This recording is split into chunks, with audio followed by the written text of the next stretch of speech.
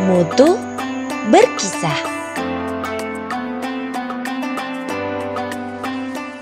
Assalamualaikum warahmatullahi wabarakatuh. Perkenalkan, nama saya Ahrizal Maulana Putra. Saya kelas 8A. Di sini saya akan melanjutkan cerita dari kawan saya yang di sini saya akan membahas tentang karya tulis Imam Syafi'i, yaitu Ar-Risalah. Salah satu karangannya adalah Ar-Risalah, buku pertama tentang ushul fikih dan kitab yang berisi mazhab fikih yang baru. Imam Syafi'i adalah orang mujtahid mutlak, imam fikih, hadis, dan ushul. Mampu memadukan fikih ahli Irak dan fikih ahli Hijaz. Imam Ahmad berkata tentang Imam Syafi'i, dia adalah orang yang paling fikih dalam Al-Quran dan As-Sunnah. Tidak seorang pun yang pernah memegang pena dan tinta, melainkan Allah memberikan di leher Syafi'i. Tashkubri mengatakan di Midhahus Syahadah, ulama ahli fikih, usul hadis, bahasa, nahwu, dan disiplin ilmu lainnya sepakat bahwa Syafi'i memiliki sifat amanah, adalah kredibilitas agama dan moral, suhud wara, takwa, dermawan, tingkah lakunya yang baik, derajat yang tinggi. Orang yang banyak menyebutkan perjalanan hidupnya saja masih kurang, yaitu karena karyanya adalah mazhab Syafi'i. Dasar mazhab Al-Quran, Sunnah, Ijma, dan Qiyas. Dia juga tidak mengambil istihsan sebagai dasar mazhabnya, menolak masalahnya mursalah, perbuatan penduduk Madinah. Imam Syafi'i mengatakan, barang siapa yang melakukan istihsan maka ia telah menciptakan syariat. Penduduk Baghdad mengatakan Imam Syafi'i adalah Nashirus Sunnah atau pembela sunnah. Muhammad bin Daud berkata, pada masanya Imam Syafi'i tidak terdengar sedikitpun dia berbicara tentang hawa, tidak juga dinisbatkan kepadanya dan tidak dikenal dirinya. Bahkan dia dibenci kepada ahli kalam, maksudnya adalah golongan ahwiyah atau pengikut hawa nafsu yang juga digelari sebagai ahlul ahwa, seperti al-Mujassimah, al-Mu'tazilah, Jabariyah, dan sebagainya. Dan ahli bid'ah, dia bicara tentang ahli bid'ah. Seorang tokoh Jamiyah, Ibrahim bin Ulayah, sesungguhnya Ibrahim bin Ulayah sesat. Imam Syafi'i juga mengatakan, menurutku hukum ahli kalam dipukul dengan pelepah pohon kurma dan ditarik dengan unta lalu diarak keliling kampung seraya diteriaki.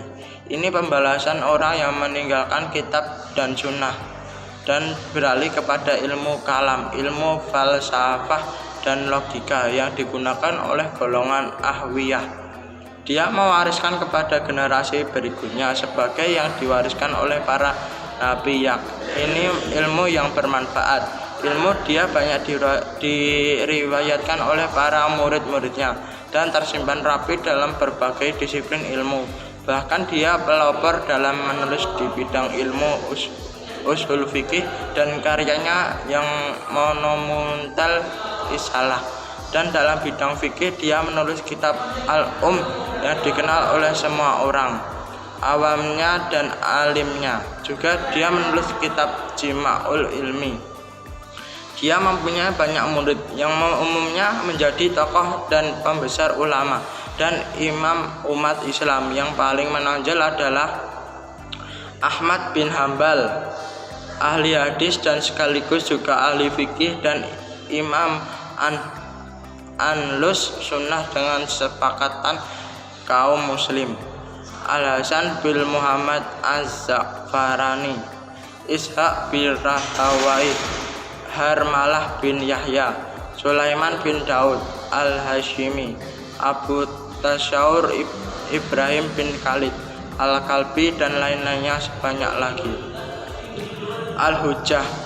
Kitab Al-Hujjah yang merupakan mazhab lama diriwayatkan oleh 4 imam Irak, Ahmad, Abi Hanbal, Abu Tasyaur Sa'farani, Al-Karabisi, dan Imam Syafi'i.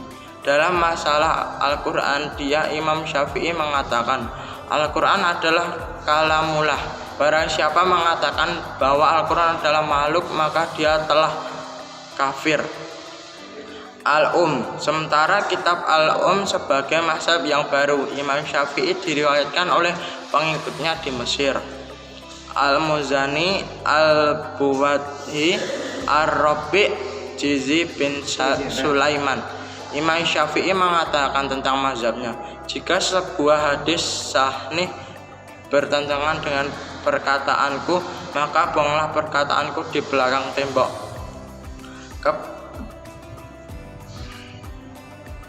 Kebaikan ada pada 5 hal: kekayaan jiwa, menahan diri menyakiti orang lain, mencari rezeki halal, takwa, dan sikah kepada Allah. Ridha manusia adalah tujuan yang tidak mungkin dicapai.